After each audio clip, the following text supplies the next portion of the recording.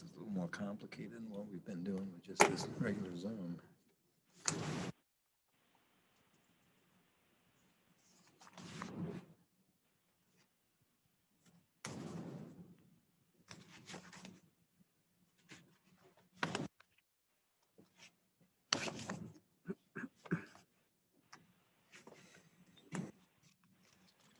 All right, is there a motion regarding the consent agenda? Make a motion to approve the consent agenda as presented. Support. By Mr. Palmer, support by Mr. Byer. Roll call? Mr. Gasky, Yes. Ms. McGuire, Yes. Mr. Cummings, Yes. Mr. Nordine, yes, Mr. Byer, Yes. Mr. Palmer, Yes. Mr. Weed. Yes, motion's passed. Subcommittee reports, project updates. All right, the first we have is an update with Mr. Freeman from the Rowe Professional Services Company. I'm going to go unmute him.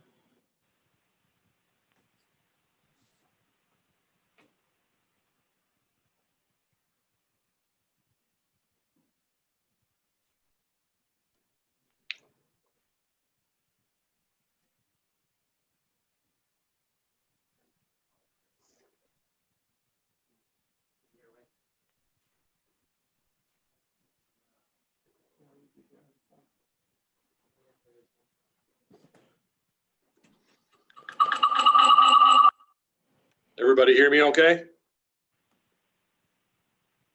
No?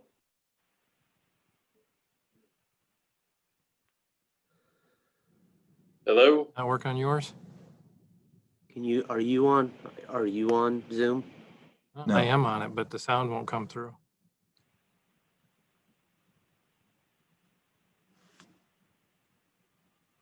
Yep. It's going to create feedback in the microphone.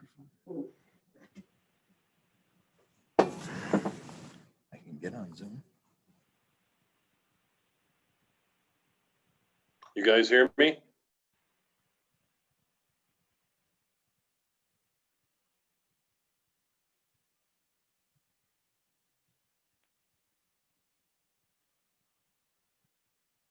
Hello?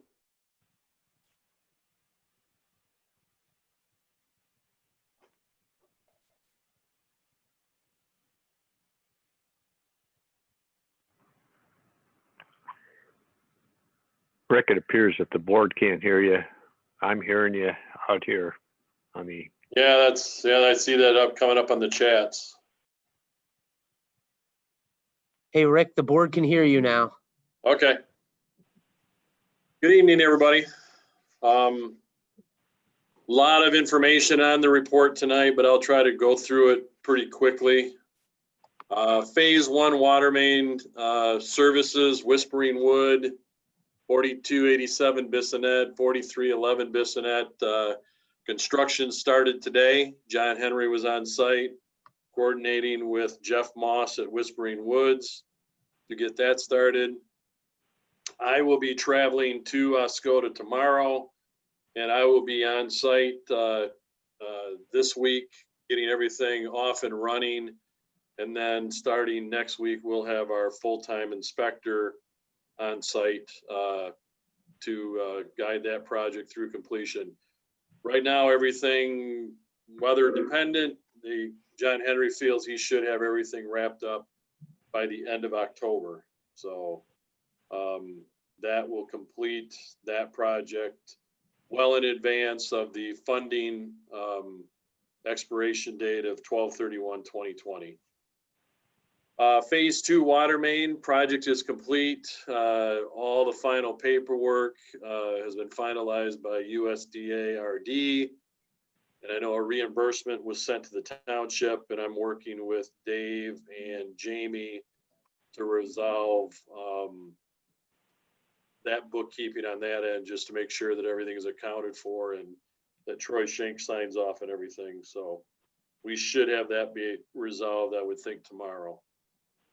As of 10/7, last Wednesday, we had 23 services that were complete. on Loud Drive with one more scheduled. So originally, I don't have the number in front of me. I think we had about 36 residents that had expressed interest. Not sure if there will be any more this fall, but then again, maybe they'll pick up in the spring and finish those connections. Future water main phases, things are moving along fairly rapidly. We have submitted the ECWAG grant. There were a couple of minor changes that required, Dave, for you to recertify. I think you got that email today, but I think that one is all set. We have Phase A and Woodland is essentially designed, which is projects that will be completed under ECWAG if that is funded, and all indications are is that we're in good shape with that, and there should be no issues with that funding coming through. Just to give you some background on that, Phase B was previously approved for design back with Phase A back in, I think, January, when we were chasing down that MEDC grant. And then Phase B will be included in the DWRF 2021 project as that moves forward and is approved. I believe on tonight's agenda, we have Phase G and a portion of F41, which is Phase H for Design and Construction Administration, which will, if approved tonight, will get all of the projects that are tentatively scheduled for construction in 2021 under Design and Construction Administration approval. And then all remaining phases C, D, E, F, and the remaining portion of H, look to be funded in the remaining 4 years of the DWRF application. And as I had mentioned at a previous meeting, these phases may be approved as a grant based on the success of the 2021 project and the pending township's disadvantaged status under water. And as a reminder to everybody, under the DWRF program, all services associated with any of those phases are covered at no cost to the residents. Moving on to sanitary sewer improvements. Our crew was up there today meeting with Doug Moen, going over some of the final issues with the various pump stations. And what I've got in the report is the tentative schedule that came through from Eagle, with preliminary plans being wrapped up by the 9th of November. Final plans and specifications submitted by 1/25 of 2021. Eagle approval and issuance of a construction permit in March of 2021. Advertisement of the construction project in March of 2021. Bid opening in April, with a notice to proceed with construction and closing on that no later than June. Anticipated actual loan closing is currently right now June 7th. That date might fluctuate a little bit based on Eagle's review and the processing on the state side. And I think you got an updated version from Eagle, which your loan forgiveness, because you were provided disadvantaged enterprise on that, went from 24% to 25%, which now you're at a loan for a principal forgiveness of $1,333,750 of a total project cost, including engineering and all of that, of $5.3 million. And that will be spread over, I believe it's 2 fiscal years, based on the schedule. Some additional funding opportunities that we're chasing down. I think most of you were made aware of the governor's $500 million infrastructure improvements on water and sanitary sewer system, including services that was released last week. We are scheduled to be on the webinar on October 14th, later this week, to go over, they're supposed to identify how the process will work, and what agencies will be in charge of that, and we will obviously be working on behalf of the township to determine how to proceed and get possibly some of that money coming the township's way. One other initiative that was brought up recently was through the Michigan Department of Agricultural Rural Development, a grant opportunity. We think that the IBT Phase 3 trail and possibly some other township initiatives could be eligible for that grant. It's a $100,000 grant with a $30,000 match. And I think that this might, depending on what we come up with, what the township has put in for in-kind services and stuff might be able to cover that $30,000 match. So we're going to continue to vet that as the trail project moves through. Last week, week before, we completed the last of the information that the trust fund required for the final scoring. I would think that we would still hear possibly yet this month the results of the scoring and the success of the township on that grant for the trail. Moving on to Old Orchard Campground. As you're well aware, we did not receive any bids on 9/8 for this project. We did contact some of the contractors, and I believe I mentioned at the last meeting, what it appears to be that their schedule was fairly well full this fall. And then also the shoreline erosion that's going on around the Great Lakes has basically made steel sheet pile availability out 90 days. So that was the primary reason for us receiving no bids. Based on that conversation, and I have talked with Alan Gary out at the park, what we're proposing tonight moving forward would be to re-advertise that project, starting with this upcoming weekend. We have the advertisement ready to go, and if approved tonight, we can get that to Dave and Tammy for inclusion in the paper starting this week.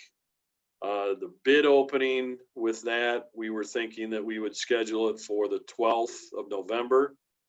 That would get it past the election week, so things would be settled down a little bit at the township.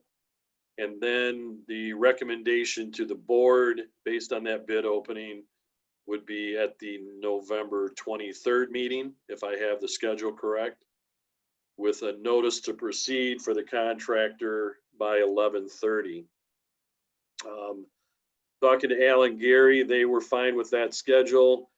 With a notice to proceed on November 30th, contractor could start ordering all of his supplies, have everything in place, stocked and ready to go with the spring construction schedule. With that, obviously, depending on weather permitting, we would have a completion date of the shoreline protection steel sheet piling completed by April 16th. The deck and stairwell to be started right after the steel sheet piling was completed, and have that completed by May 7th.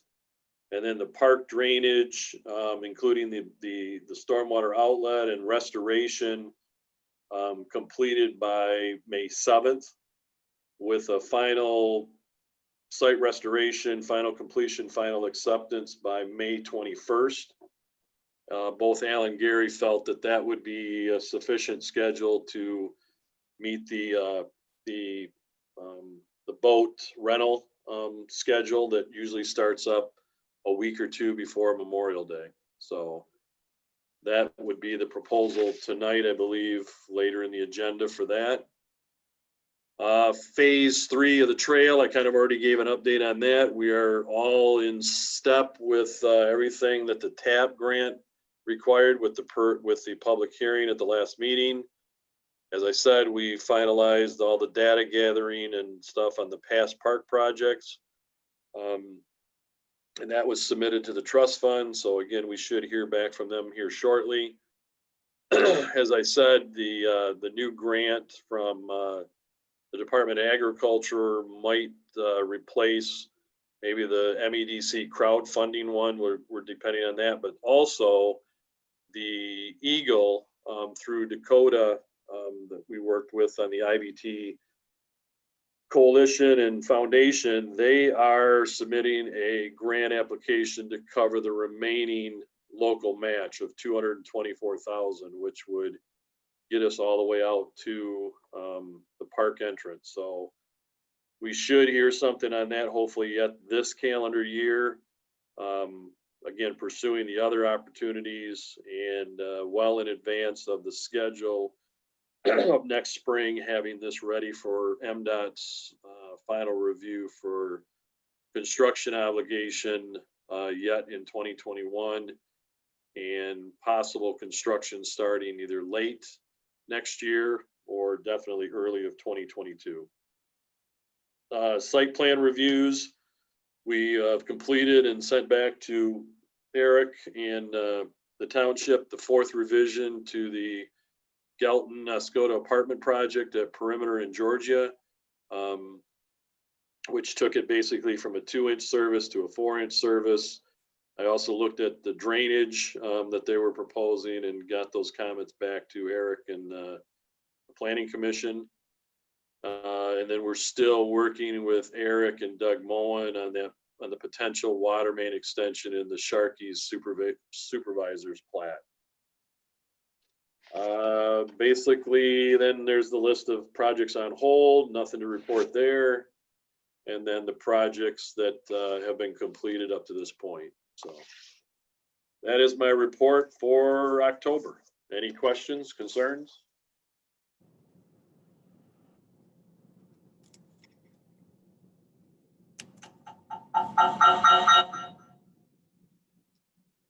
All right, thank you very much. Appreciate the report.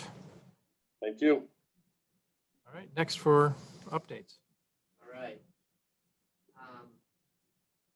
The next is the housing study. The packet's 509 pages long. The housing study starts on page 90 of the PDF. There's a ton of information associated with this 137-page report. However, if you want to cut to the chase, you can start reading the very top paragraph, page 108 of the packet. If you keep reading the paragraph, right below the table labeled potentially supportable apartment units by bedroom type, and you get to the demand of 200 to 260 multifamily units. And just to reiterate, these are market rate multifamily rental housing units that are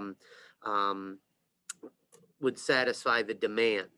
And the study goes into great detail on the demographic information that helps support the demand and the calculations for these units. If you keep looking, and the township has an update to the master plan that's going to be in the resolution section of the agenda. The updates to the master plan start on page 320 of the packet, and the township's vision, mission, and strategic goals are stated on page 381 of your packet. And board members will note that goal number 2 states create more housing options for existing and prospective residents. This housing study helps provide a third-party objective analysis that directly quantifies the demand for housing units and details a methodology for developers, investors, and lending institutions to understand.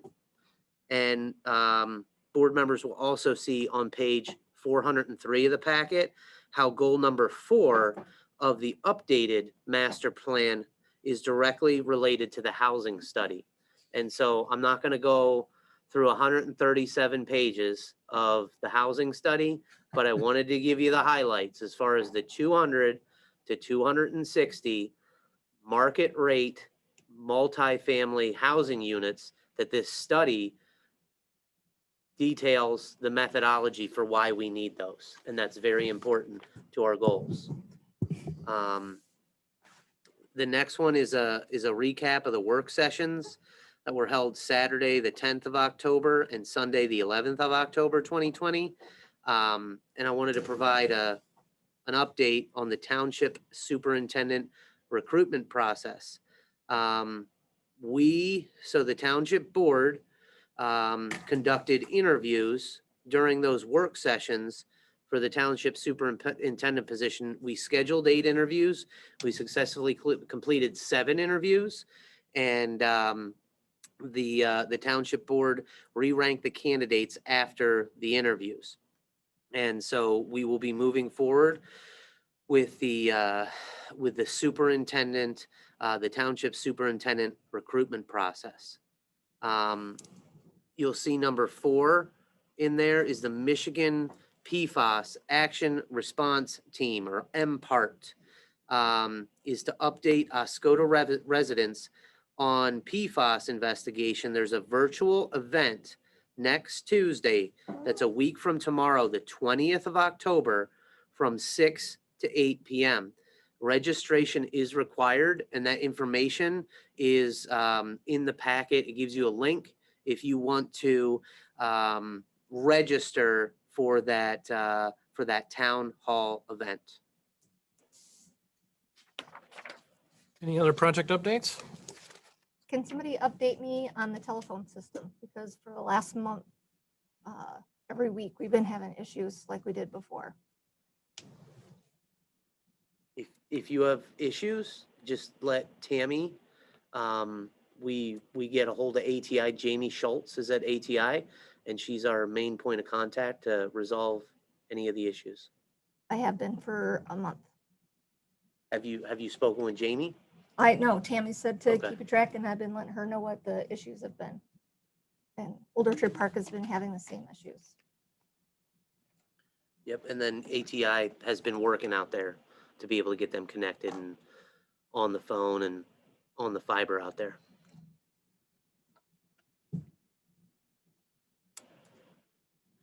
Okay, on to reports, reimbursement request from Oscoda Township regarding overpayment for the fire department portion of the shared services agreement.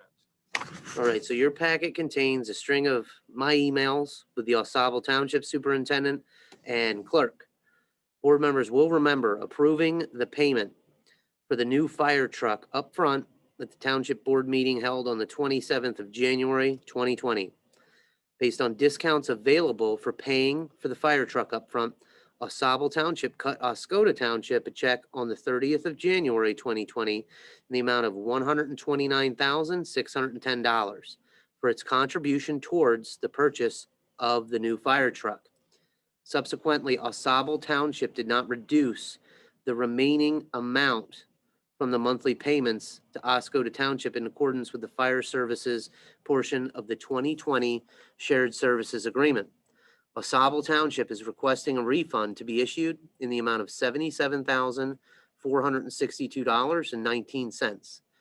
If the reimbursement is approved by the Township Board, there will need to be lines added to the Township General Ledger to account for the reimbursements out of the General Fund 101-336 Fire Department Cost Center, as well as the Fire Equipment Fund 206.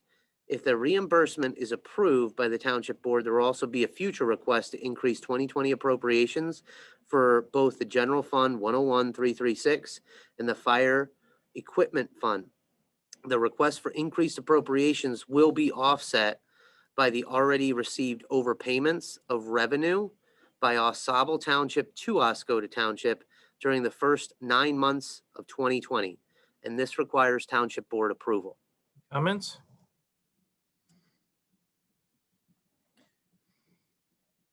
Just a question. I was wondering, with these reimbursements coming out of these general funds that are fire department related, is that because, well, why was that? I just wanted to know why we're pulling from there. So there's a particular amount associated in the shared services spreadsheet that accounts for both General Fund 101,336 and then Fund 206 for the Fire Equipment Fund. And we're going to have to refund on out of both of those to be able to get to that amount of $77,000. So they cut a check and that it's receipted usually around the middle of the month. Right. And then they just never reduce that monthly amount. Right. And so we have collected a lot more revenue in both of those cost centers than budgeted or anticipated. Fair enough. So the net of this, as far as these particular fire department funds are concerned, they're not less, they're not getting less than they would have normally or should have. It's just that we have to pull the money from what was then basically too much money put into it. I got it. So there's not a punishment for the fund, for the fire department. There is not a punishment for the fire department. It is, for 9 months, the revenue's been receipted at that original ensemble, takes the total amount and divides by 12 and then continues to give us that amount. Yep.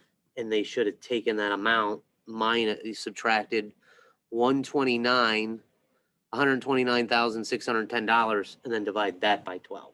Yeah. And then receipt that to 101,336 or Fund 206. But we have received too much revenue from Oscoda Township. Okay. So we can't take out of a revenue to refund. So where are we going? You didn't put the rest of the general ledger number. Yeah, we Right. have to create those for reimbursements. Okay. So within each cost center, the reimbursement That's what you want. object code is uniform throughout each cost center. We have Right. to create those to account for that overpayment.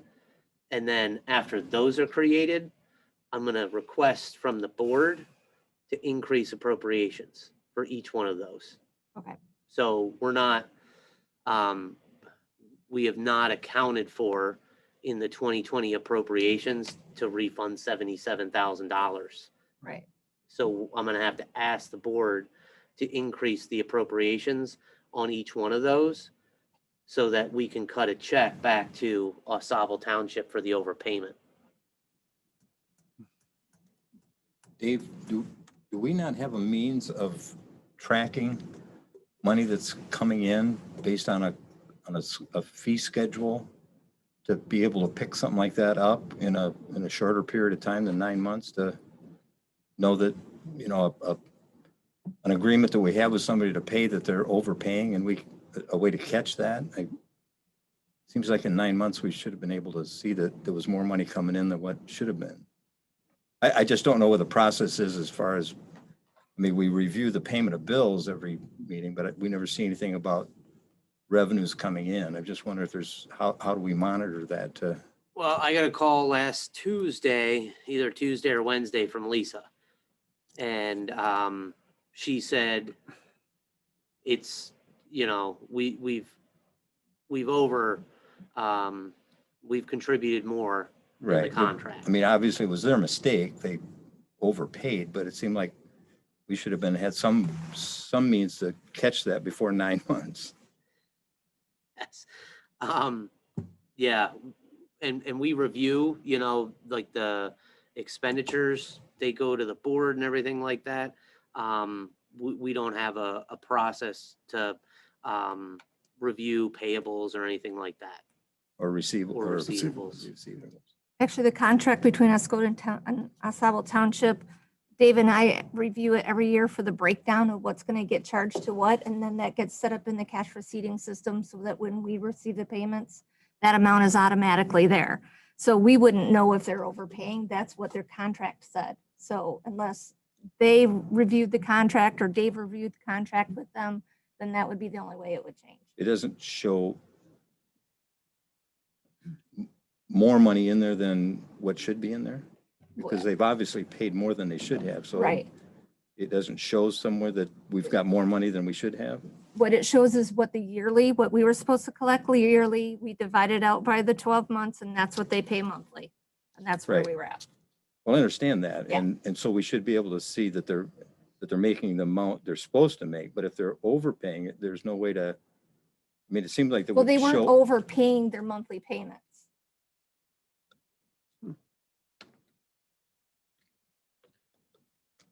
But they, Why? but they At forwarded, their end, they were overpaying it, but yes, the agreed upon for the year at that time was what they were supposed to collect. okay, and that what should have we been were- adjusted after they paid the, After they paid for the fire truck, that should have been adjusted. They should have notified and said, hey, this is what we did. We need to renegotiate our monthly, what we're gonna pay. And as far as I know, nobody's done that. So if you look at page 21 of your packet, you will see in Fund 206, so that's the fourth fund, Fund 206, Fire Department Equipment Fund. We had anticipated revenue of $420,000. We have received so far actual revenue $527,000, meaning we have received $106,000 more than what we budgeted. And so that is the majority of the 100 and or the $77,000 Mhm. that we're gonna have to refund. So that is in your fund summary report. so have they made an adjustment to their payments? So they won't be. Well, they're over- not paying us, they're not sending us any more Yes, for we didn't 2020. pay the fire this last month. Okay, so I for think this, they, for I think they were, October? Right. Well, I'd have to go back and look to see explicitly, but if the I same had a time Dave theory, got notified, we didn't receive that payment this month. We only got for the cemetery and the police. if I had a theory, would say in October, they were loading up the payment to send to us, and at that point, they realized we're already over budget. Yep. And at that point, they wanted to understand why they were over budget in that line, because they didn't have any more appropriations to take over, Okay, to cut the check. And at that point is when it was notified, hey, you owe us $77,000. And on our side, there's the revenue expenditure report that tracks you said, like, you'll see expenditures, the board, that tracks expenditures, but it also tracks revenue. So every month that gets put in, it gets put into the account code, like Ms. McGuire said, and then it shows up on that revenue expenditure report that then gets distributed to department heads to look at their departments and see where they're at, where they stand. okay, so And it's in the board packet. if they didn't make the payment for, was it October? They're not paying, Uh, or September? Have to assume it was October. I didn't see it. Okay, so will there, It might be what I'm September. wondering is what's going to happen if we refund them $77,000, then what are their payments going to be finishing out the year? Or no payments? They're not gonna have any payments.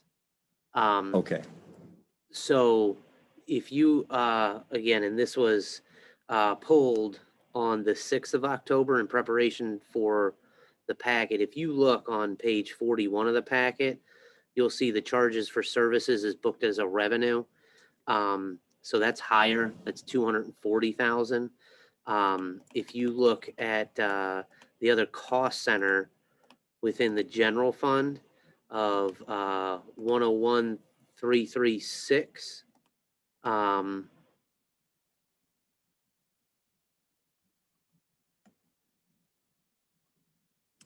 Page 34.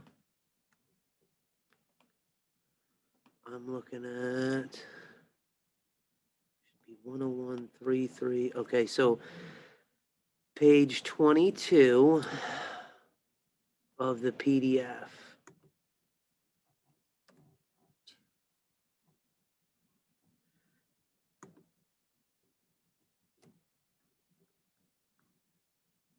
in the general fund,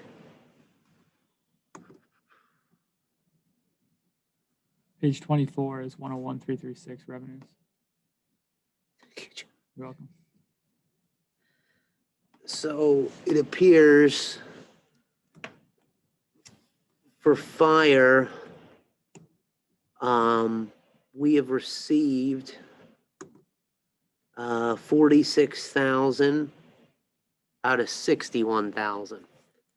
And so we're gonna have to probably do some transfers because we have gotten too much in 206 and we've collected more in that due to that upfront payment. So we're gonna have to reconcile that revenue of the overpayment back into the general fund. A portion of that is gonna have to go into the general fund to meet that charges for services for Oscoda, the general fund cost center. Okay, I guess my thought was that if we could have caught this earlier, they could have just stopped making payments earlier and we wouldn't have been involved in that large of a refund to now cause all these reappropriations and things. It just seems somehow there should be some mechanism to catch when somebody's overpaying it shouldn't take 9 months to figure that out, but it was their mistake, obviously. They overpaid, but okay. So what I'm asking the board is to consider approving the requested reimbursement to Oscoda Township in the amount of $77,462.19 due to the overpayment associated with the 2020 shared services agreement.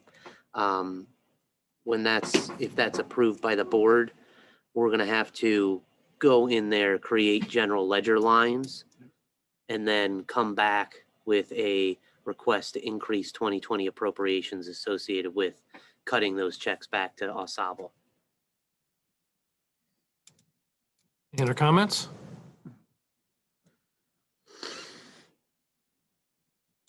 Is there a motion? Yep, I move that we go ahead with the requested reimbursement to Oscoda Township in the amount of $77,462.19. Support. Motion by Mr. Byer, support by Mr. Cummings. Roll call? Mr. Palmer, Yes. Mr. Gieske, Yes. Ms. McGuire, Yes. Mr. Cummings, Yes. Mr. Nordine, yes, Mr. Byer, Yes. Mr. Weed. Yes, motion's passed. Presentation of Oscoda Township fiscal year 2021 budget. Somebody should have cut that All right, one in. so Yeah. based on the discussion from 4 2021 township budget work sessions, they were held on the afternoons of Wednesday, the 24th of June, Wednesday, the 29th of July, Thursday, the 30th of July, and Tuesday, the 25th of August. Feedback was incorporated into the proposed fiscal year 2021 budget document. Your packet contains a draft of the township's 2021 budget document, including detailed information on the proposed 2021 appropriations. Board members will note that the only difference from the format of last year is the compliance form 4886 submitted to the Michigan Department of Treasury. This information does not have to be submitted until Tuesday, the 1st of December, 2020. Once the Township Board adopts the 2021 budget, compliance form 4886 will be submitted to the Michigan Department of Treasury. Adopting the 2021 budget requires the scheduling of a public hearing for the next Township Board meeting scheduled for 7 p.m. on the 26th of October, 2020. And this requires Township Board approval. Comments?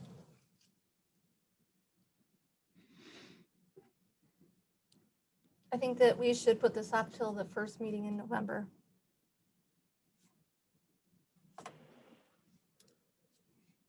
Why? Because the fiscal year 2021 doesn't affect this board, and the majority of this board, if not the entire board, won't even be seated. So I think that the process should be pushed out further so that the new people that are running for office can have a better understanding of it, and they would be able to adopt the budget at their first meeting. Well, but they didn't have the benefit of 4 work sessions to go through this.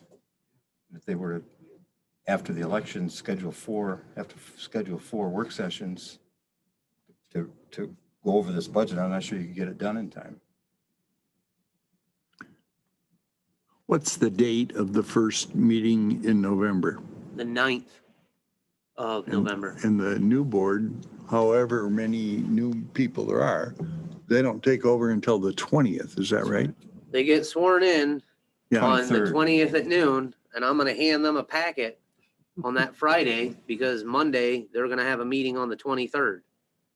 And that'll be the first meeting of the new board.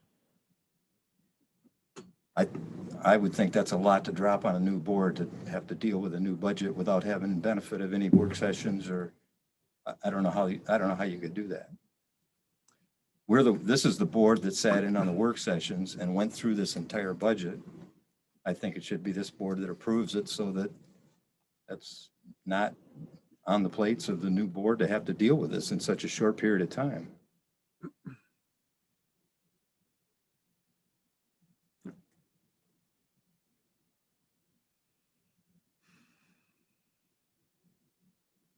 Any other comments or a motion? I'll make a motion to approve scheduling a public hearing to consider the fiscal year 2021 proposed budget document on 26 October 2020.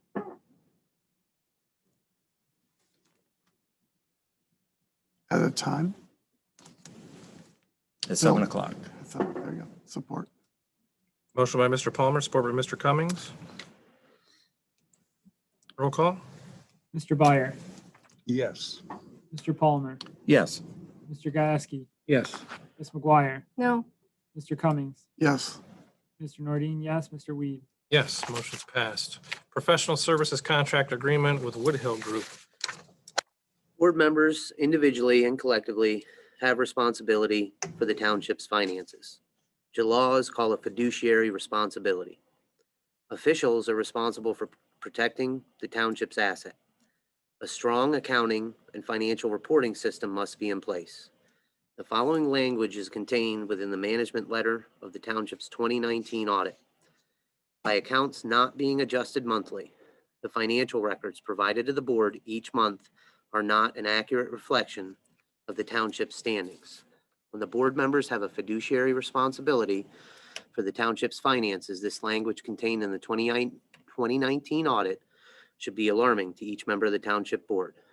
The auditors continue to explain in the management letter of the township's 2019 audit, we believe that a review and evaluation of the transactions with proper monthly and yearly closing procedures being performed would expedite the year-end closing process, reducing audit time and fees. Your packet contains a proposed professional services contract agreement with the Woodhill Group to perform the procedures necessary to properly close each month within the township financials for 2020, as well as perform the year-end closing procedures for 2020. The scope of services detailed in the professional services contract agreement with the Woodhill Group will ensure that the township board is provided with an accurate reflection of the township's financial standings moving forward. The professional services contract agreement details the Woodhill Group would provide the financial services based on an hourly rate that would be detailed in monthly invoices to the township. It also details an amount not to exceed $50,000 for the scope of services to be paid out of the general fund 101-299-801.000. The township board would be kept informed of the progress made on the scope of services with a status report by the Woodhill Group at both a 3-month and a 6-month interval from project commencement, meaning January of 2021 and April of 2021. Your packet contains detailed information about the Woodhill Group, information about team members of the Woodhill Group that would be involved with the project, a listing of clients of the Woodhill Group, as well as an example of the Woodhill Group's work with a charter township within Michigan. If the professional services contract agreement is approved by the township board, I would immediately begin working to establish a remote connection for the Woodhill Group into the township's financial management software, as well as get them access to the township's bank statements and investment statements. The Woodhill Group is willing to begin work on this project immediately, and the proposed professional services contract agreement with the Woodhill Group requires township board approval. We also have members of the Woodhill Group on the Zoom call this evening. And we have Colleen Coogan and we have Karen Lancaster. And if they could be unmuted, I don't know if I missed anything in that report, but if board members have specific questions for the Woodhill Group, they would also be able to answer any questions that the board members may have. Comments? Yeah,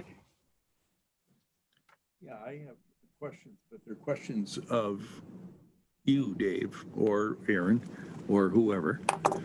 Have we talked about this before, this Woodhill connection? Or is it the first time tonight? Could I ask, how did this originate? Who, is it your idea? Is it The auditor's idea. the auditor's idea? Okay. Then I have some more questions that would this, if we do this, would this result in any changes to the present duties of the, whoever is the clerk or whoever is the treasurer? No. No changes. Okay. How about salary and benefits? Of the clerk and the treasurer? Yeah, yes. No? No change? For the If we go with Woodhill, okay. does this result in any kind of changes in the pay and the benefits that the clerk and the treasurer, whoever they may be in the near future? Are there any reductions? There won't be any advances, I know that, but will there be any changes? We've talked about changes. You're giving me a puzzled look. And when we talked about financial director, Yeah. we clearly talked about $30,000 reduction in wages. Does this have that kind of effect? No. No. Okay. That's all I want. My last question is if we go ahead with the Woodhill connection, what does this do to the financial director plan that the board voted to move ahead on last meeting? Helps give the finance director as well as the new township board a clean slate for the finances. So you still want a financial director? Absolutely. Okay, so if we, in other words, if we spend up to 50,000 with Woodhill, and I'm just picking numbers out of the air, we also probably end up having to pay the financial, even though we lowered the beginning negotiated amount to 65,000 last time, we'll probably have to go higher than that. So I'm just going to pick a number out of the air, 75,000. That's $125,000. I think Mr. Byer's missing something about what the Woodhill Group project is. Have you seen in Yeah, the right. scope of services they're to provide in the professional services contract agreement? It's page 284 of your packet, gives the scope of services Mm-hmm. to perform monthly close, Yep, I saw that. to perform annual close. Yep. Document procedures Mhm. for the month-end close and annual close. Assist in the development of a new finance director, ensure proper training on new procedures. Assist with preparation of work papers needed for the 2020 audit. assist with resolving management comments from the 2019 audit, review existing financial policies and procedures, recommending any changes or additions if needed, prepare suggestions for improvement in system controls, internal controls, or other financial areas as needed. And after the 2020 audit, perform quarterly health checks to ensure procedures are being followed and assist new finance director as needed. And at the 3-month and 6-month interval, present a status report to the township board. Yeah, I read that. But my question again is, we're talking about 2 significant expenditures, up to $50,000 for Wood Hill, and I'm, again, just guessing $75,000 for a financial director for quite a sum of money. Now, I've been harping about lately about thinking that the new board should do this, make these decisions, and I kind of caved on hiring your replacement. I'm okay with that. I did talk to just random people that I would run into downtown, post office, grocery store, that are running for election. I don't know if they're going to be successful or not, but I posed the question, would you like us, sitting here tonight, make the choice on the new superintendent? And I got a positive, yeah, you guys make the choice. And so, as I said earlier, I've kind of caved on that. But this financial director thing is growing to me, I think. It's a lot of money, and I still think that the new people should. Wood Hill Make Group's a this one-time choice. cost, right? Correct. That, yeah, it's a one-time deal. And it's up to $50,000. So if there's not problems, Yeah. they can get in and out and verify everything's fine and Mhm. dandy and be out quickly and cheaply. If there are problems, as the auditors indicate, for monthly and annual closing procedures, Mhm. then they can get remote access into the system and be able to make those proactively instead of waiting for the auditors to show up to complete the 2020 audit. Yeah. And the new township board's not really going to know the ending fund balances in 2020 till the auditors get here in May, after all the audit adjustments have been applied. And I understand if things are smoothed out, the audit itself could cost us less. You know, it would be a more simplified document, and I understand that. I did read that, but I don't know, we're potential spending $125,000 here. I still think this is something that we could have I'm not saying don't do it. I'm saying they should do it if they want to do this. So, Any other comments? I have a couple. You said that this was the auditor's idea, They state it in the management letter. that we should hire somebody from outside. What they state in, and I just read it.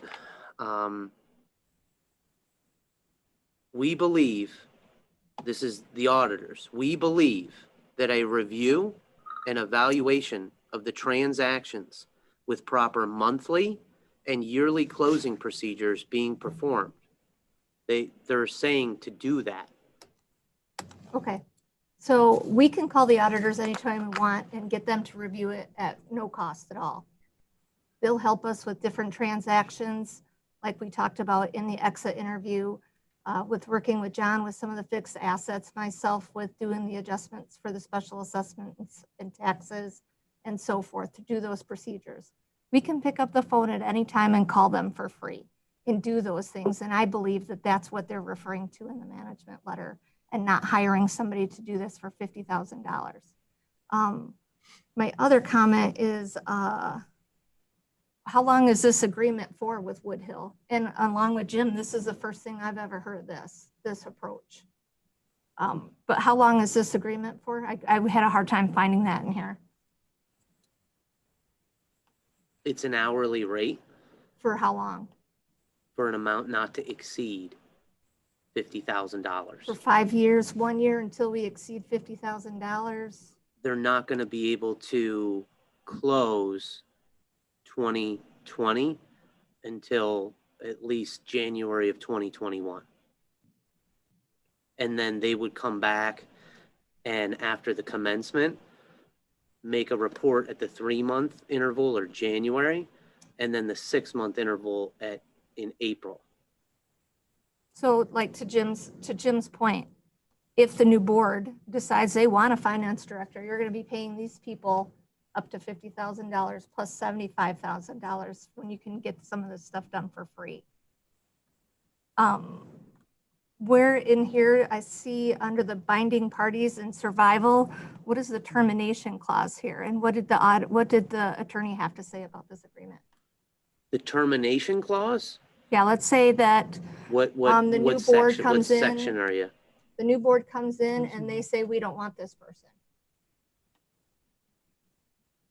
The termination clause. For What? these There people. isn't a termination clause. that I could see. Is there a term? I didn't see I that. was just kind of, I didn't know if it was in the language under survival or binding parties. I wasn't really sure about that.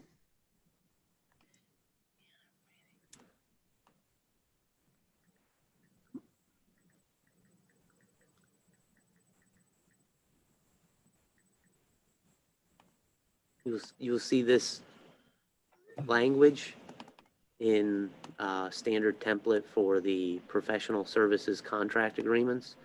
The most heavily altered would be the scope of services and then the consideration.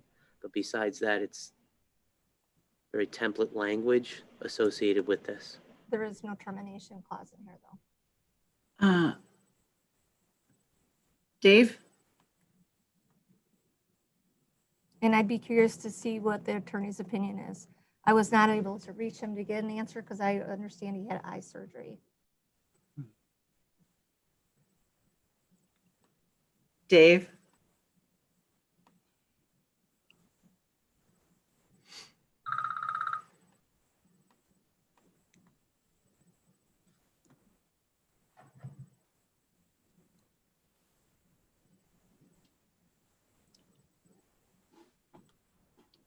Well, I interpreted this to be that this was just going to be for this year, to get our finances in order for this year, so that both the new board and the finance director would be on solid financial footing to know what, otherwise they won't know until June of next year what the actual fund balances are. We wait for the audit to come through, right? I mean, and it seems to me if we'd have hired these people 6 months ago, they would have determined that we've been overpaid on this fire truck. They would have caught that several months into the process. So it just seems to me that it'll save us money on our audit costs, and it'll get both the new board and the finance director on solid ground to know where the finances of the township are at the end of the year. Because they'll start right now and go from the first of this year and get everything adjusted so we know where things are at. And if everything is good, if there's not a lot of problems they have to do, then it'll be far less than the 50. That was my understanding. It'll be far less. They're charging an hourly rate. If, as they go through the months, everything has been processed properly, it shouldn't be a major expense. Is my understanding of what I read in this. The reason for charging an hourly rate with a cap, of course, but. And the question of duration on that, so the scope of work, each of these items either has a direct date or a date in which it's referring to, like as in, like 2020 audit or 2019 audit. So each of these items on the scope of work have a time period when it is either due or when it's available or something related to something on a timely basis. The other point that I noticed is under standard of performance, which is in item 3, it's on page 285. It just refers to the level of standard and expectation of what this company is going to perform their services at. And so, you know, if they didn't perform the services at the proper standard, then it would be a breach of standard of performance. But there is no termination mid-cycle on this. It starts and then it goes on for the duration of the scope of work. That's what I'm reading. We do have Miss Colleen Coogan on. Eric, can you mute my computer? Microphone. Yeah, I'm sorry, my microphone.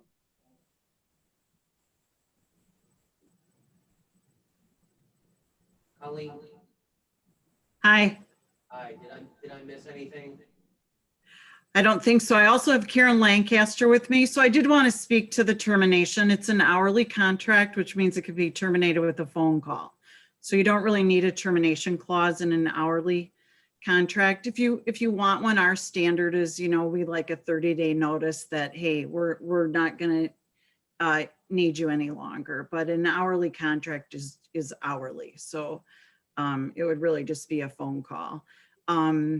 So I don't think you missed too much, Dave.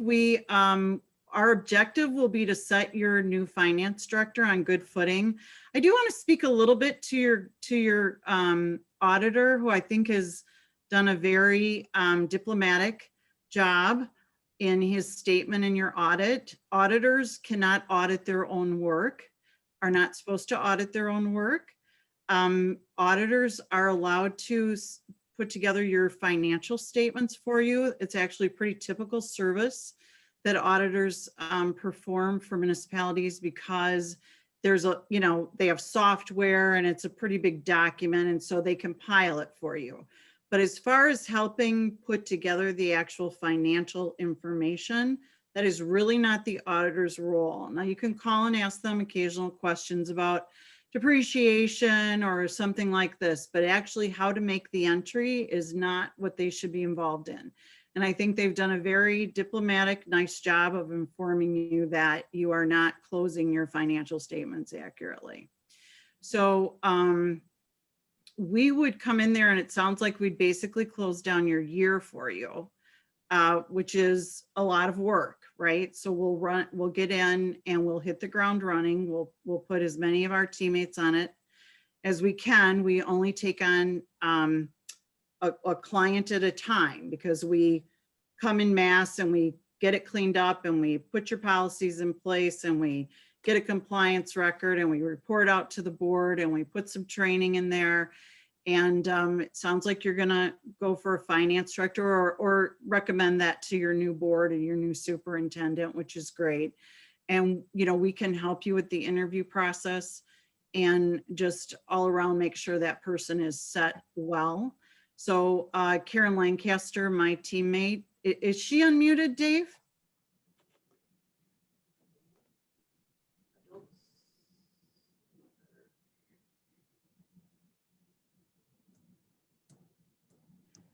So Karen Lancaster has taught a lot of sessions on how to do budgeting, how to do financial closing.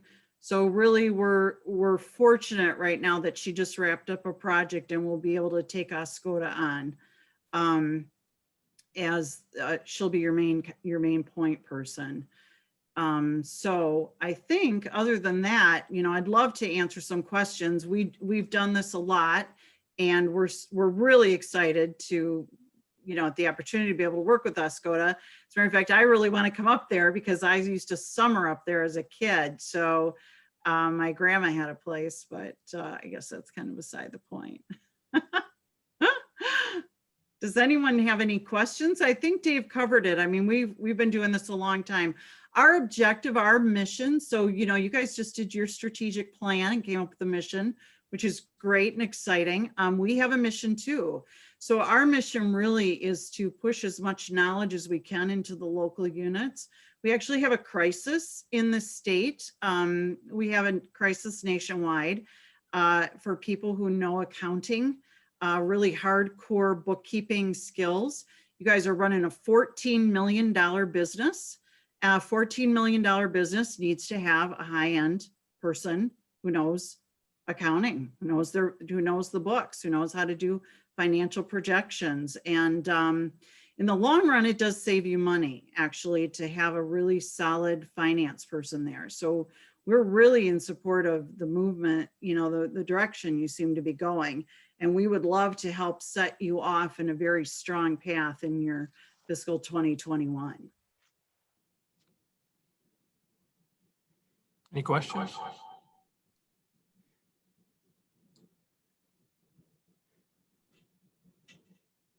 Thank you, Colleen. Okay, you're welcome.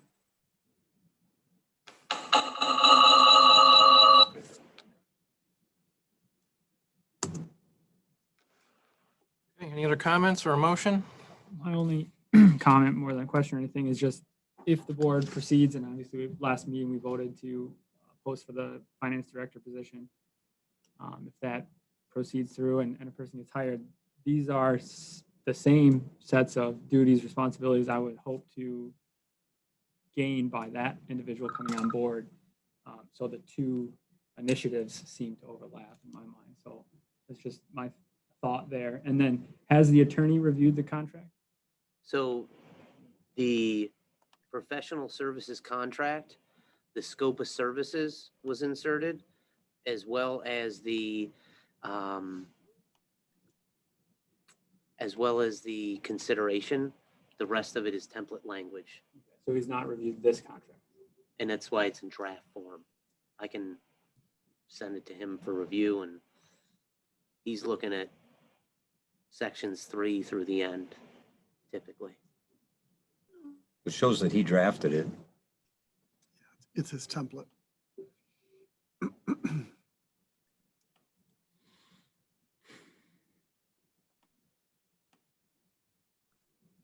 Further comments or a motion? Yeah, I'll make a motion to approve the professional service contract agreement with Woodhill Group in an amount not to exceed $50,000 and to have the township clerk and supervisor execute all related documents. Support. Motion by Mr. Palmer, support by Mr. Cummings. Roll call? Ms. McGuire, No. Mr. Gieske, Yes. Mr. Palmer, Yes. Mr. Nordine, no. Mr. Byer, No. Mr. Cummings, Yes. Mr. Weed. Yes, motion's passed.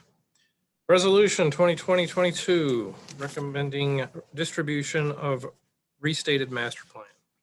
So your packet contains a memo dated the 6th of October, 2020, from the Planning and Zoning Director detailing the request for the Township Board to authorize the distribution of the master plan.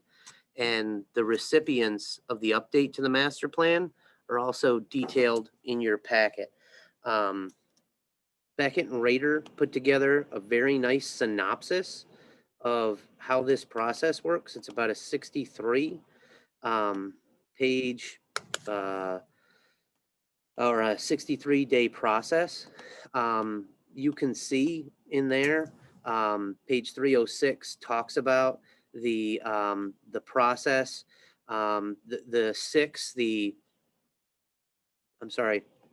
Step number 4 is the distribution approval. The elected body approves distribution of the proposed master plan for public and agency review, which sets the clock for the comment period.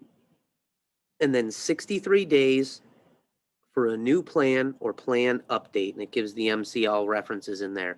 And then, so that's step 4, which we're talking about tonight, and it goes through 5 through 8 then. Comments? Is there a motion?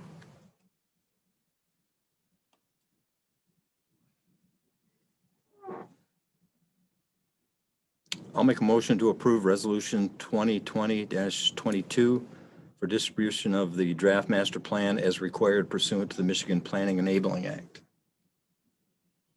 Support. Motion by Mr. Palmer, support by Mr. Byer. Roll call? Mr. Palmer, Yes. Mr. Nordine, yes. Mr. Gasky, Yes. Ms. McGuire, Yes. Mr. Byer, Yes. Mr. Cummings, Yes. Mr. Weed. Yes, motion's passed. Proposed changes to zoning ordinance 165, section 621. All right, so what you see, it's the same memo that I had just referenced from the planning and zoning director, dated the 6th of October.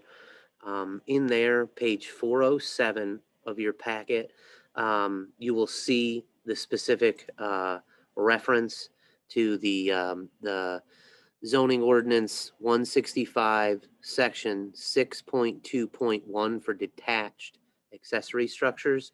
You'll see the yellow highlights on 407 and then 408 of the, there's only two minor changes in there and then the lines. Comments?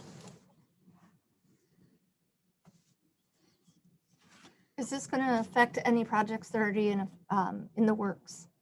Will they be grandfathered in, or how will that work?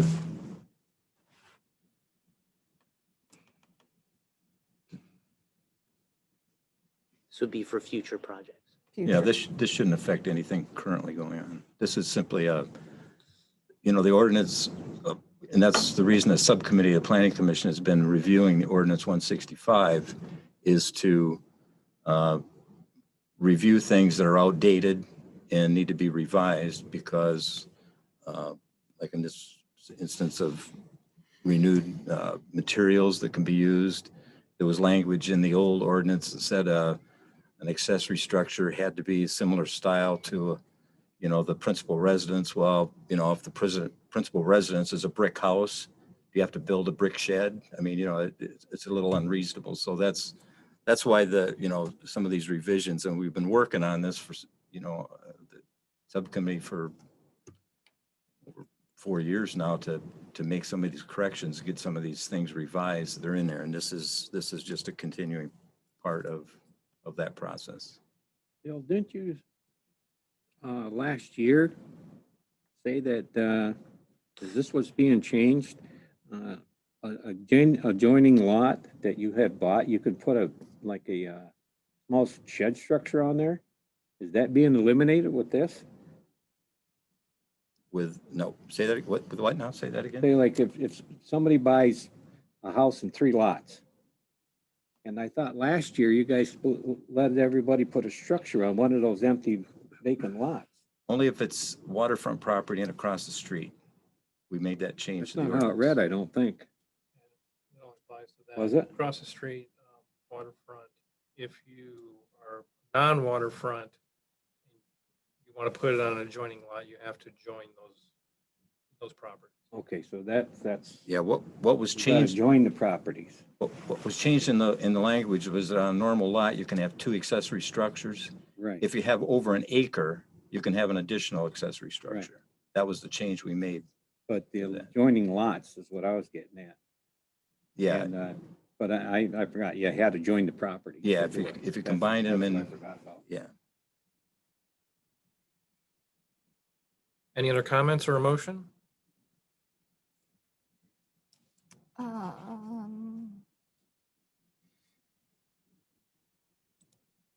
Under the last section for the zoning section 10.7. That's the next one. Oh, that's next. Okay, sorry.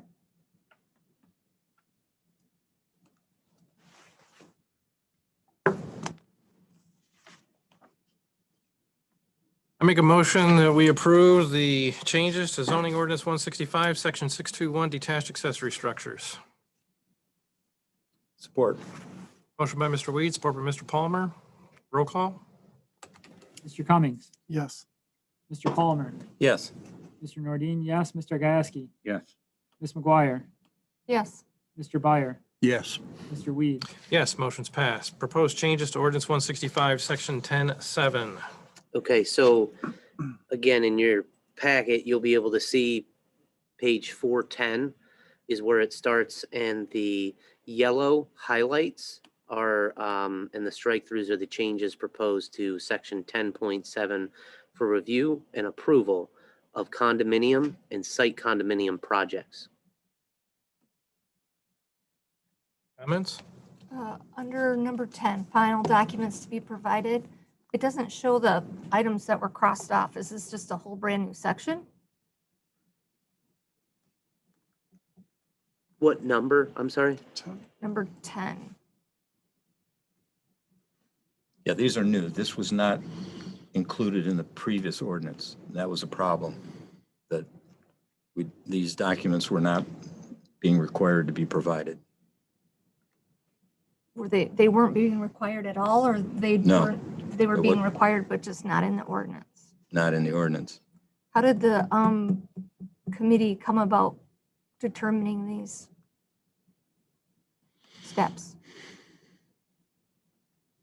Well, from training we've received from MAPS and MTA on zoning for site condos. So is this like what another community would have? Is there other examples of communities that have the same type of things?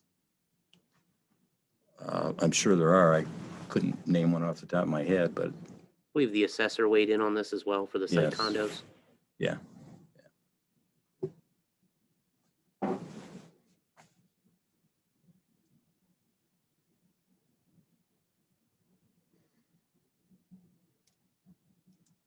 One of the big issues on this was the condo master deed. We've had instances in the past where that was not recorded and provided. That's why we listed that in here. How does that reflect on any projects that have been started? We don't have any, There's nothing right now, so. we don't have any site condos in the works. There was a potential site condo that came to the planning commission, I don't know, a year or year and a half ago. That was a And while that's, ago. and that's when we decided, well, maybe we should review our zoning ordinance on site condos. And when we reviewed it, that's when we determined that there was a lot of information that was not only misstated in the ordinance, but some of this information was left out. So that's when we dropped everything else we were doing and worked on this to get this completed, so that if this project that was going to be over here on Van Etten Lake on Pierce's Point came into development, we could work with them to make sure everything was done properly. That project has fallen by the wayside. So for future projects like that, we have the proper language in the ordinance now to deal with that. I hope. Anyway, things are always changing, but this is the latest information that is available to reflect on site condos. Further comments or a motion?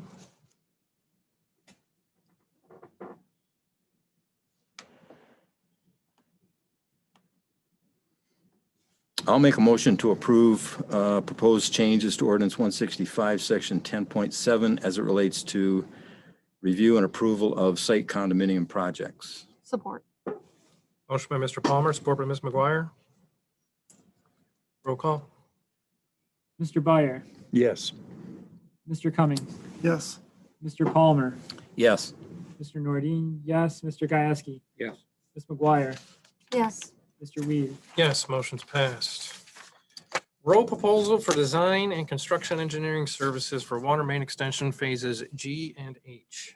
All right, so again, we have Rick Freeman on the line here, but I will bring the board's attention to page 415 of the packet is a proposal from Rowe dated the 30th of September, 2020.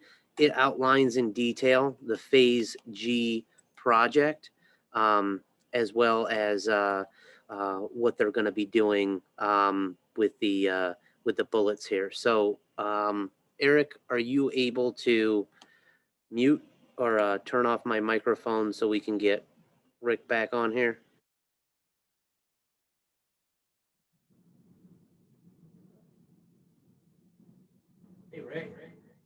you hear me? Yes, sir. Yeah, so as I mentioned in our engineering report, this proposal, the projects right now that are, I'll say tentatively scheduled for construction in 2021, based on ECWAG, assuming ECWAG, and then also assuming a favorable evaluation by Eagle for DWRF, basically would take us through, ECWAG will take us through A and Phase A, as previously outlined, and along with Woodland, which we just got the quiet title on. And then we've also already had been previously approved to design Phase B, which is what I said, that was back when we submitted for the MEDC grant last February or January, February, and were not successful. And then this would get us Phase G, which is the portion out by the school. And then F41, from where the water main dropped off a few years ago out to the Colbain subdivision. So that would get the main transmission line out there, which would be the first year of the DWRF funding opportunity. We need to get approval of this so that we can meet the schedule that's been laid out by Eagle for those projects. And like I said, with this approval, this would get the projects that are tentatively scheduled for construction in 2021 all designed and ready to go for bidding this winter and early spring. And then, like I said, if successful here with DWRF, then it would put into play the remaining future phases possibly available for grants, which would be years 2, 3, 4, and 5 of DWRF if that continues. So same procedure, same type of design as we did for Loud.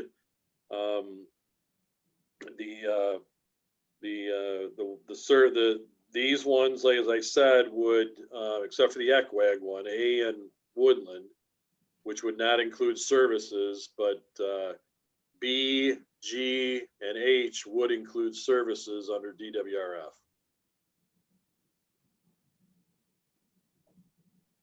Questions?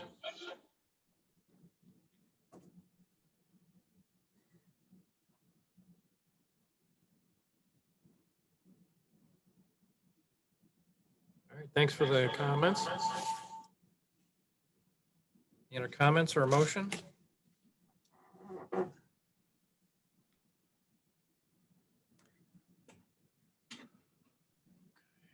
All right, I'll make a motion to approve road professional services proposal for design and construction engineering services for water main extension phases G and H in the amount of $231,480. Support. Motion by Mr. Palmer, support by Mr. Weed. Roll call. Ms. McGuire, Yes. Mr. Cummings, Yes. Mr. Nordine, yes, Mr. Byer, Yes. Mr. Palmer, Yes. Mr. Gieske, Yes. Mr. Weed. Yes, motion's passed. Request for land division. Your packet contains a memo from the assessor dated the 7th of October, recommending the Township Board approve the land division request of a 5-acre parcel number 062-026-300-024-02 located on Bissonnet Road. She's recommending that the Township Board approve it. Comments?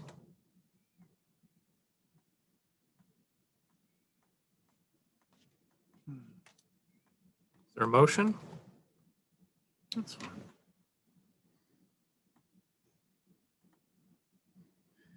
Yeah, I approve, I move that we approve the request for land division. You need me to repeat the lot number? Okay, very good. So for the parcel number 062-026-300-024-02.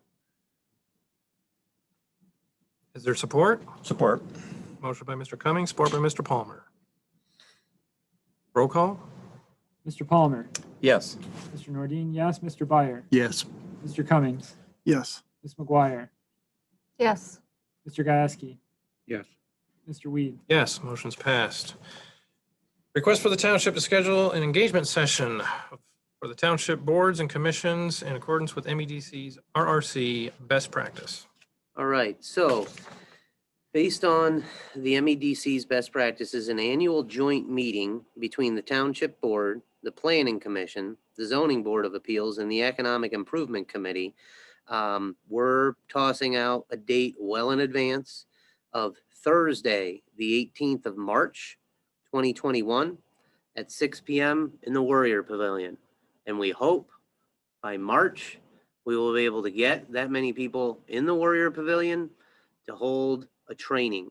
And the Township Board will remember that the authorization was provided for the Mission North to complete the revision of the tax abatement policy. It would be ideal if we could roll out a training when we have everybody together so they can understand the proposed changes to the tax abatement and provide updates on what has been changing in the zoning ordinance. The Township Board and obviously the Planning Commission, the ZBA, the Economic Improvement Committee. It's just good to at least once a year get them all together so they understand what is affecting the other committees and the boards. Comments? And this is part of the RRC requirement as well, right? So if we schedule a work session for that date, we can show the minutes to MEDC and we can move another box from yellow to green on the 41 best practice criteria. And what was the date you're proposing? The Again, Thursday, the 18th of March, 2021, 6 p.m. in the Warrior Pavilion.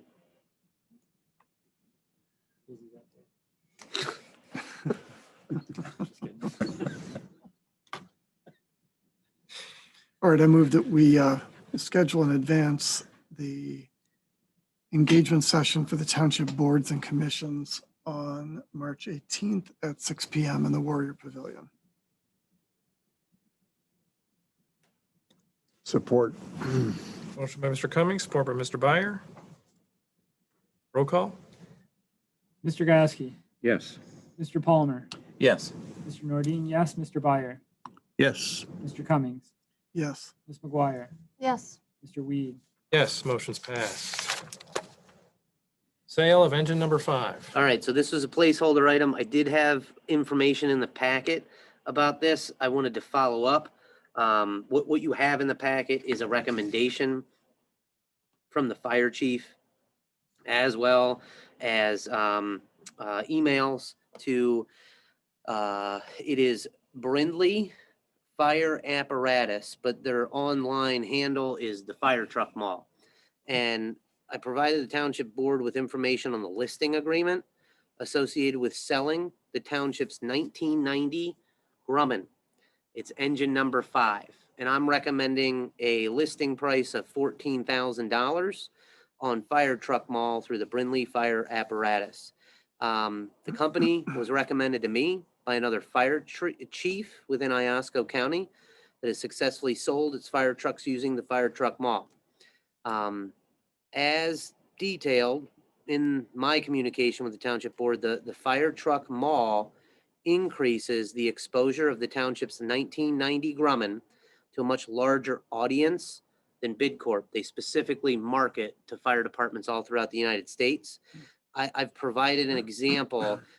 There's a link in my email to a 1991 Grumman listed by a different fire department for $15,000. So my strategy is to list our 1990 for $14,000 and potentially sell that for $1,000 less than the 1991. But that kind of puts you in the ballpark. The fire trucks are very expensive when you buy them, But when they're 30 years old and they're past their useful life, you know, you're not going to get top dollar for them. So based on my analysis, about $14,000 is the going rate for a 1990 Grumman. I think it's like 30,000. Because I think that's what's on that 91, is about that, 32. Is this our low, this is our bottom figure? This is the list that we would list it at this. We're not gonna go for any less? So This is the bottom end? yeah, if you look at that listing agreement, Yeah. they make you put a price. And so I asked, well, what would you recommend? And he's like, well, we got some Grummans on there, around there, and this is what we're listing them at, and this is about the growing rate. So that's why I included that link on there. List price, the price at which the apparatus will be listed shall be blank, or such other price agreed upon by seller and Brindley, the list price. And he's recommending, you know, that's about your ballpark, 14 grand. There's obviously could be negotiation there. That's what I'm getting. I'm gonna list it on the site at 14. Yeah. Hope we get 14, Marty. That's what I'm after. I don't know less. It's worth that much in scrap.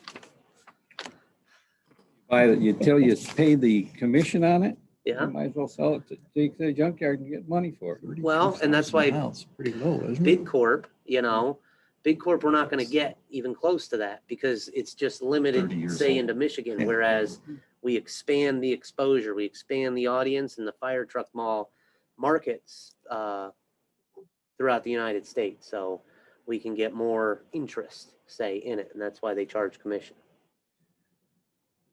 So there really are communities out there that want what other communities believe is a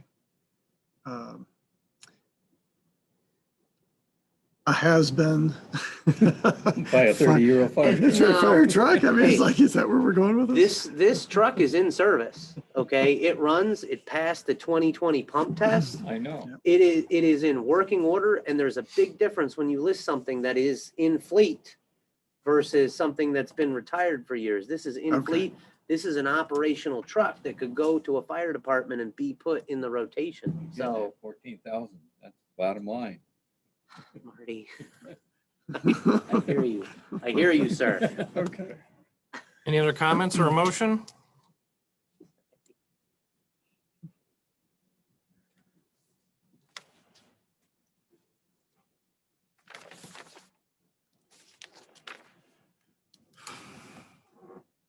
I'll make a motion that we list the fire truck with the fire mall at $14,000.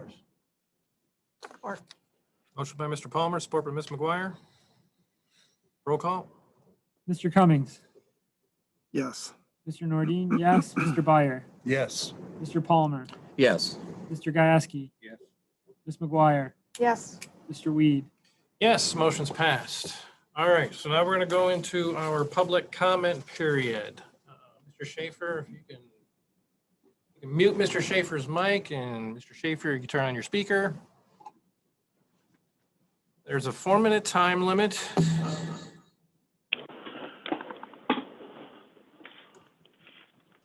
Mute your speaker.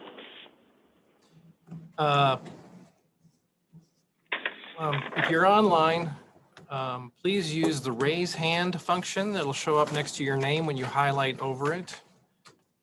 If you are on the phone, let me know your name and then I can call on you for want to make a public comment. Please introduce yourself before you begin. All right, first one we have is Mark Miller. Go ahead and undo your speaker. Mr. Miller?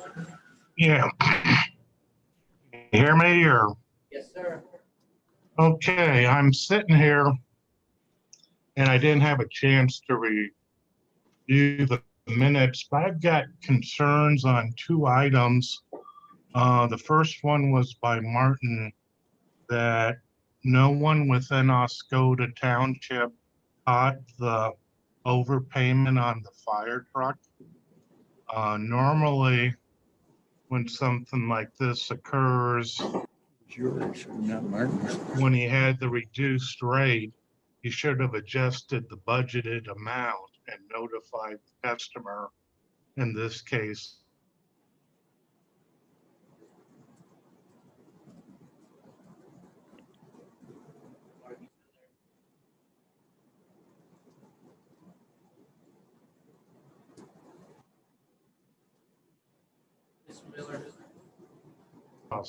I'm not current on Gatsby, but I would show it as a reduction in basically the cost of the truck. I would not show an expense as payback. Second item on the Woodhill group, I'm not familiar with them. Did anybody go out for bids on this? And I share the concern of Mr. Byer that we're looking at 75 to 80K for a finance director, plus another up to 50K on the Woodhill group. We're already on the watch list for the feds in the state due to our audit reports. And I think the township should concentrate more on reconciling their accounts timely and not raising any additional red flag. Thank you for your time. All right. Next is Larry Holland.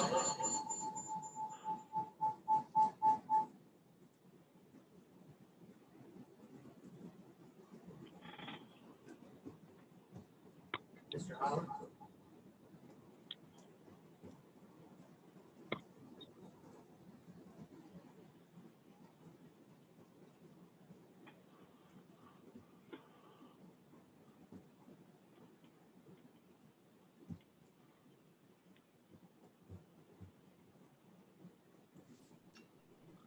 Can you guys hear me now? Yes, sir. All right.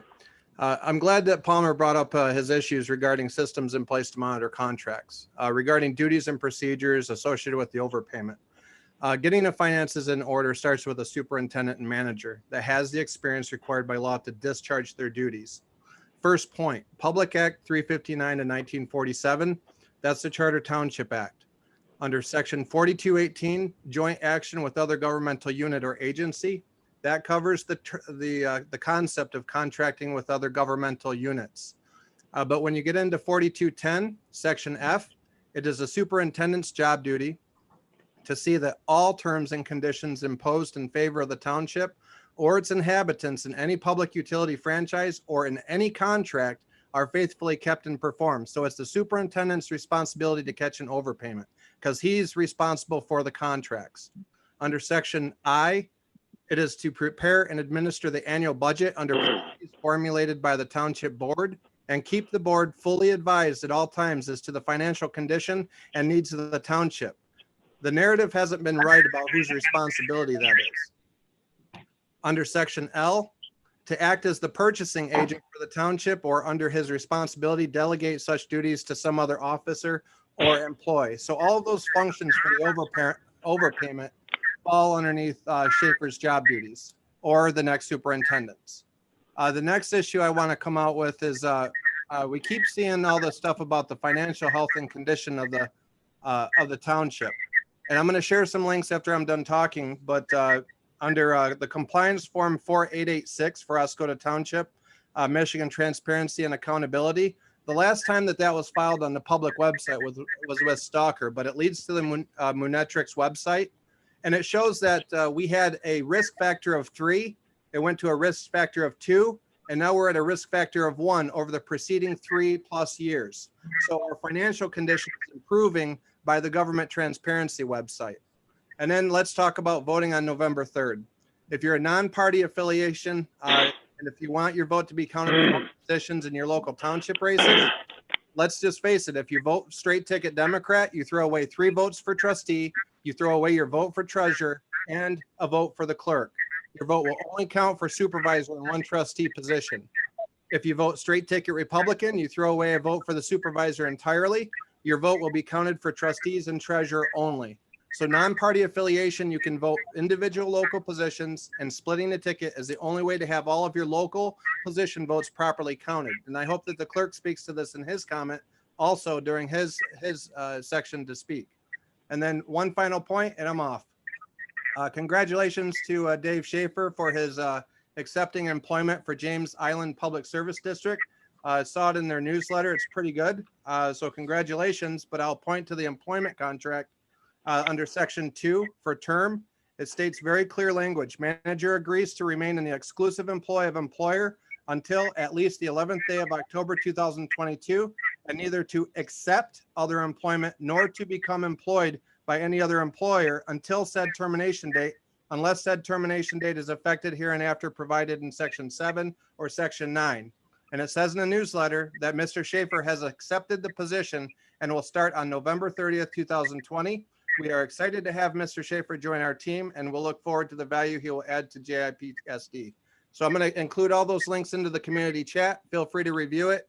And if you have any questions, you guys can hit me up via email.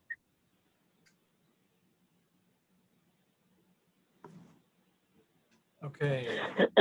Someone on phone number 2234. Do you have comments?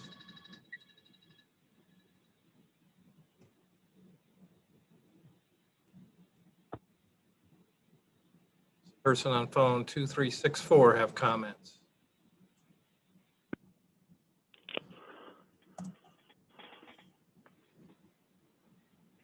Yes, I'm here.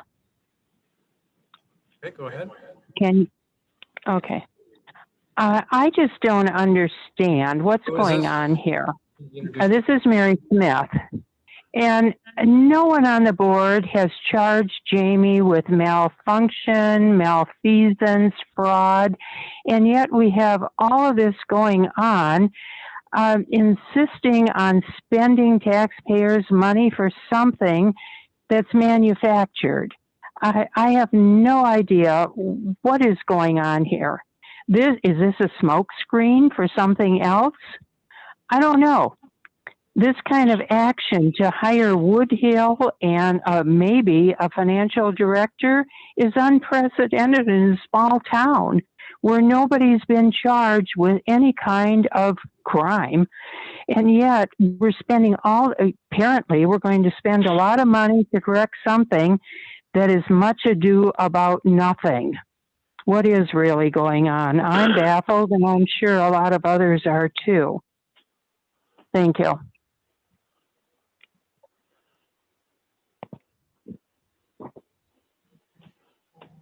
Person on phone number 5729. 5729. Yes, can you hear me? There. Can you hear me? Yes, we can hear you. All right, concerning your 51-page report. Can you introduce yourself, sir? Pardon me? Can you introduce yourself, sir? Oh, Brian Haley, Oscoda. Thank you. 'Cause I can hardly hear you guys for some reason now. I had a great connection till now. I don't have a computer on. Please go ahead with your comments. Your 51-page report, let's get back to that from last week then, because you brought it up again. You said that this thing was third-party verified. I just got, I had to file a FOIA request. So you're saying your 51-page report was third-party verified. In actuality, and your words here, let's see. I wrote it, did an enormous amount of research on it. It's factual, third-party verified.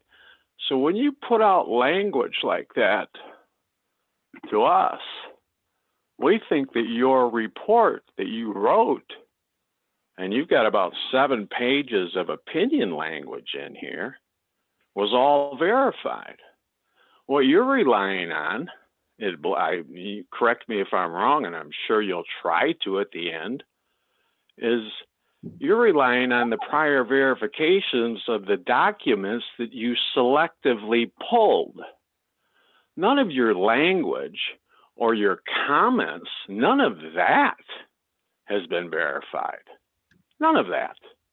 So you pull documents from prior verifications from BS&A, reports, audit, and copies of documents.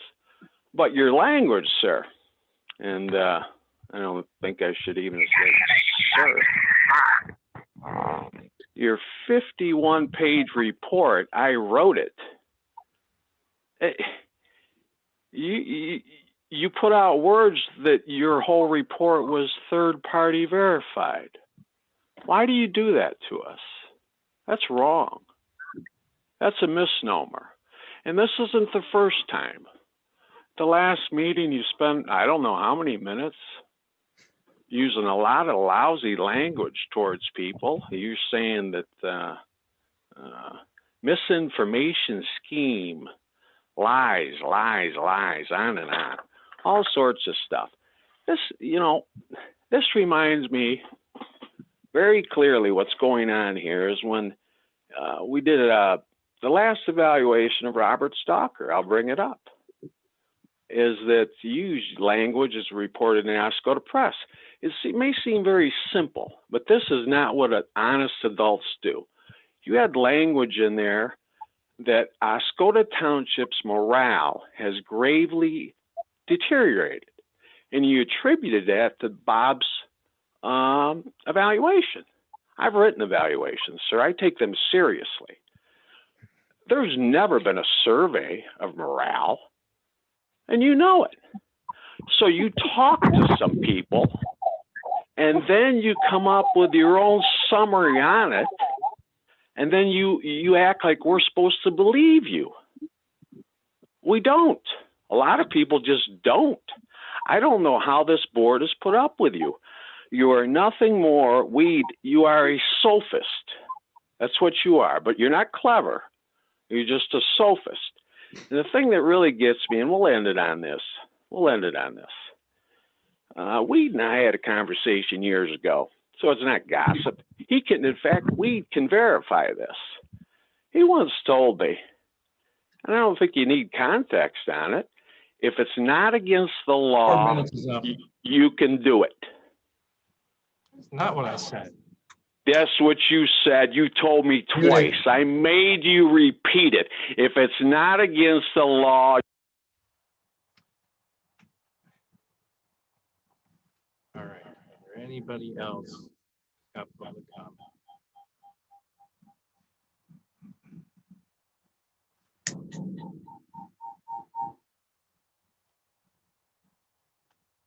All right, you can mute 2234.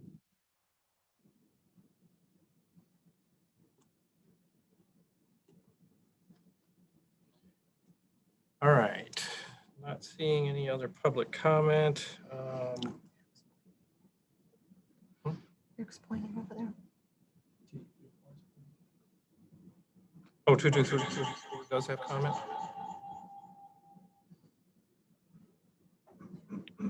I had a comment. This is Roseanne Curley.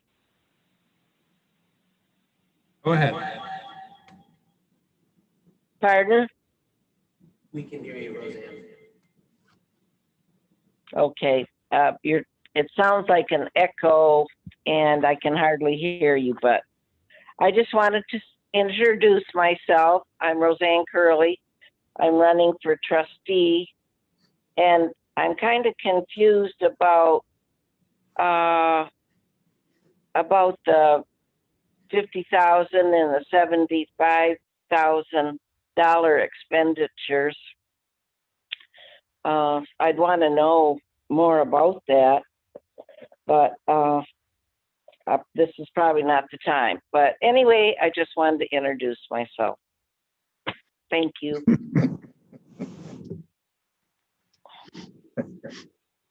All right, Nice to meet you. It's going to be a trip.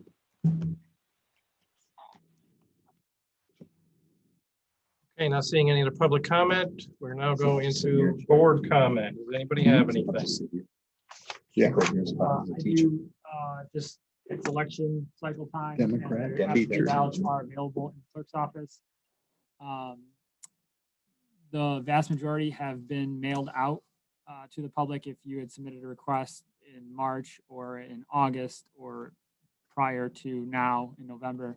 So if you haven't gotten one, the last round went out about a week ago, and it's taking about a week and a half to receive ballots.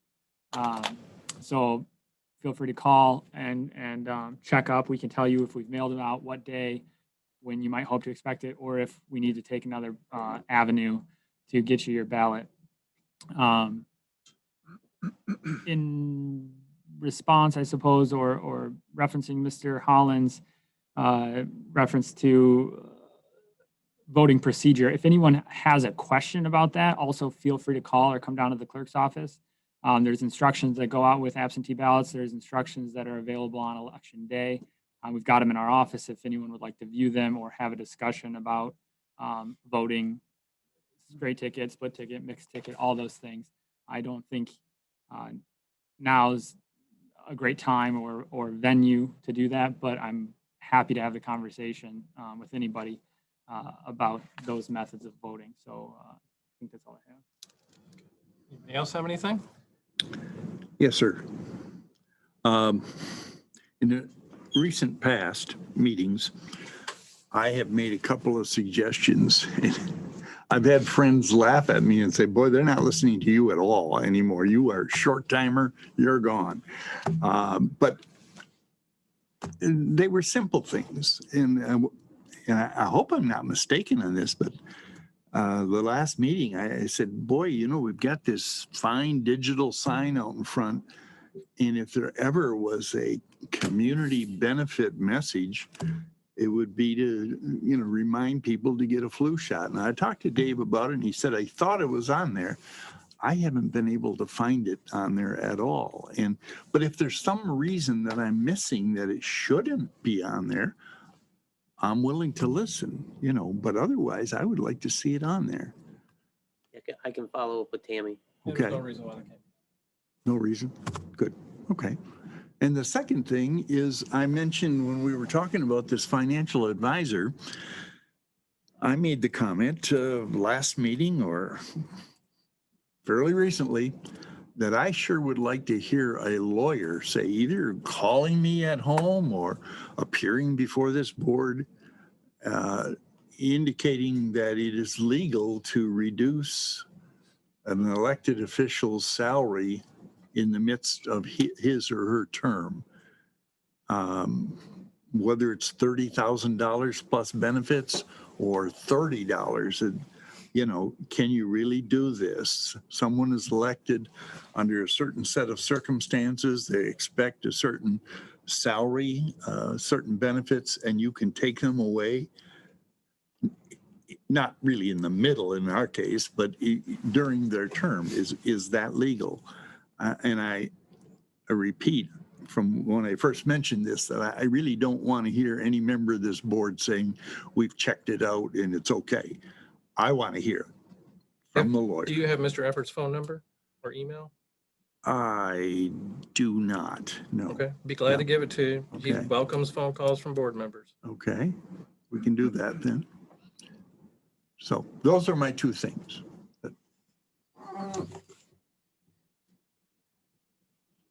Anybody else?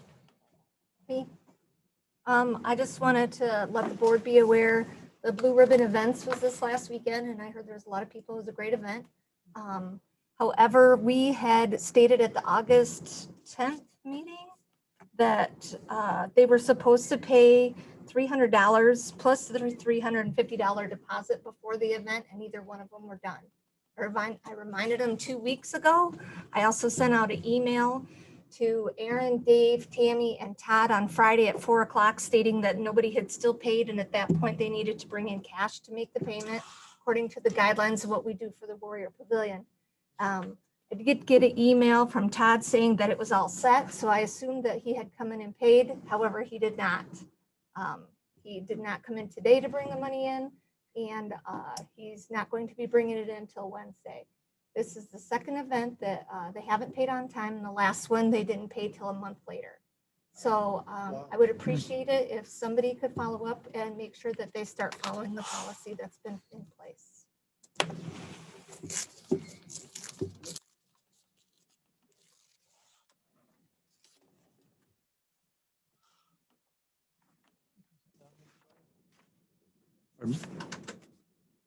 Oh, thank you. I just wanted to mention that Mr. Gajewski and I are going to meet later this week at Ratliff Park with representative from Row Engineering and our DPW to see about a kayak, an ADA compliant kayak and fishing platform at Ratliff Park. Vila is, and I was in contact with Vila today. They have some money they would like to put towards that project. And since Row was good enough to offer to their services at no charge for this project, because I think what we need from them is a design for this that makes it ADA compliant. And I think our DPW guys can probably build this over the winter so we can have it, ready to go for next season. Vila is excited to, they have a trust fund, some money they have that they want to invest in Vanneton Lake.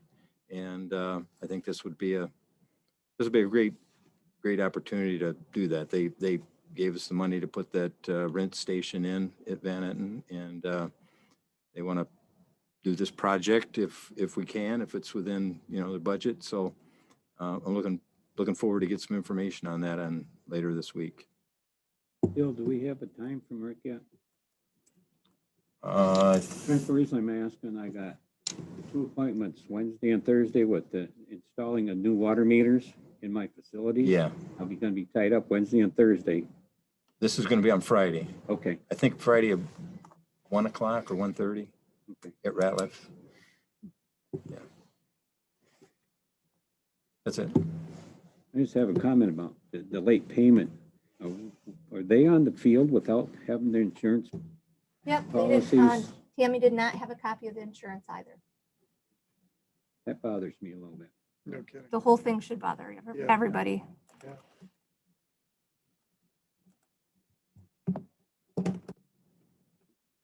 Any other board comment? All right, then I need a motion to adjourn. So move. We are adjourned. Thanks for joining. Sound is gone.